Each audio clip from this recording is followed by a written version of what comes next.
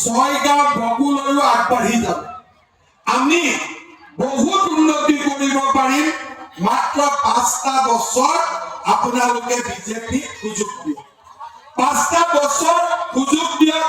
কিছুমানে উলিয়াই ফুৰে চৰকাৰে বৰদুৱাৰ বাগিচাৰ মাটি ল'ব। আৰে আমি ক'ত মাটি ল'ম বুলি কৈছো?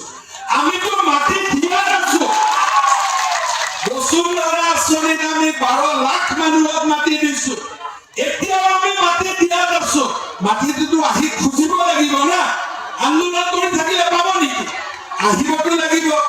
হিমাংশুৰ লগতে হওক, হেমাংগৰ লগতে হওক, একবাৰতো আহি ক'ব লাগিব যে আমাক টক্টাটো বনাই দিয়ক।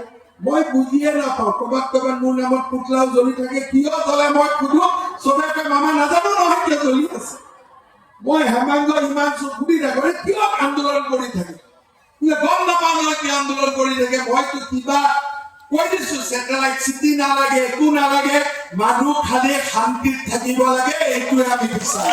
হয়নে নহয়? লগতে